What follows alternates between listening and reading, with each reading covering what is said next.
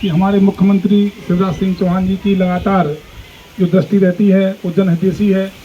हम लोग किसी का अच्छा नहीं कर सकते तो हम बुरा नहीं करते।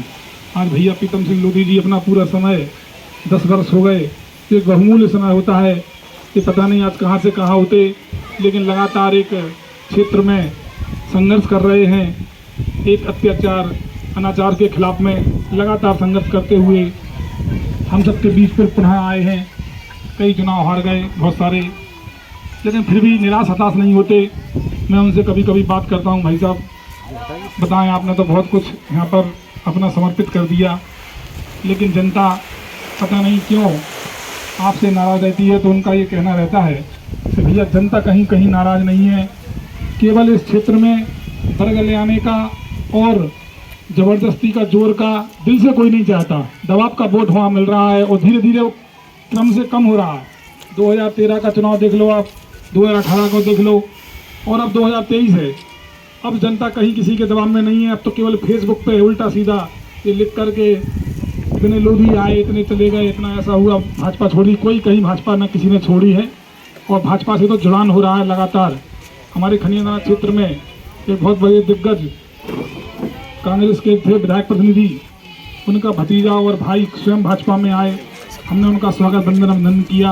अब तो चारों तरफ लहर जो है तो भारतीय जनता पार्टी की है, और भारतीय जनता पार्टी ने एक अभिनव योजना लाडली बहना योजना जो हमको दी है, एक ऐसी सौगात दी है कि भैया ने बताया कि 12,000 पुरुषों के लिए और 12,000 साल के महिलाओं के लिए, और महिलाएं अगर 3 दंड हो जाई हैं या मतलब देवरानी जेठानी है और घर में सासू माँ भी है, तो ऐसे घर में 36,000 रुपये आपके खातों में घर में आएंगे। ऐसी ऐसी योजनाओं को लेकर हम चल रहे हैं। और योजनाओं के अलावा भी हम देख रहे हैं क्षेत्र में हमने अत्याचार की कभी राजनीति नहीं की, हमने प्रेम की राजनीति की, हमेशा कभी किसी को दबाया नहीं। इनके तो बहुत सारे उदाहरण हैं। पिछले चुनाव में जनपद भारतीय जनता पार्टी की जनता ने चुन के दी, और खनिया थाना और पछोड़ नगर पंचायत भी हमें भारतीय जनता पार्टी ने ज़्यादा पार्षद जिताकर एक साबित किया कि हम भारतीय जनता पार्टी के साथ में हैं। लेकिन छलबल की राजनीति हम नहीं समझ पाते। हमारे भैया भी ऐसे कभी विचार ही नहीं आते इनके। ये तो मैं कहता हूँ, मैं कभी रास्ता में होता हूँ कि भाई साहब झूठ बोलना भी सीख लो, तो भाई साहब मना करते हैं कि भानु भैया मैं झूठ नहीं बोल पाऊँगा। ऐसे हमारे प्रीतम भैया हैं, इनका हमारे साथ हमेशा साथ मिलता रहता है। आपके गाँव में आते जाते रहते हैं।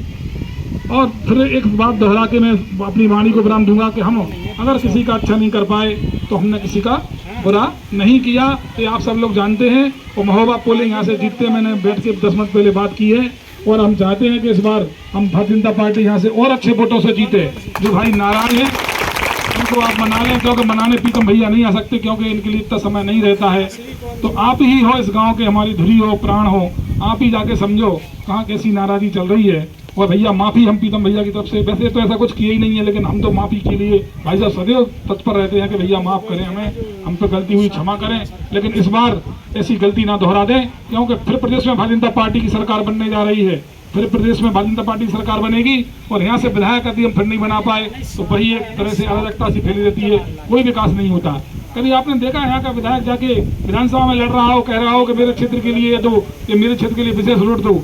कभी कहीं नहीं। आप खनियाना कभी आते हो, जो आप डिवाइडर देखते हो जो खनियाना बना हुआ है, पर मैं वो मेरी भारतीय जनता पार्टी के कार्यकर्ताओं की देन है, जो भाई साहब की देन है कि हम सब लोग भोपाल गए और डिवाइडर का सुंदर आज लगने लग गया। वो सब हम लोगों की देन है, यानी भाजपा की देन।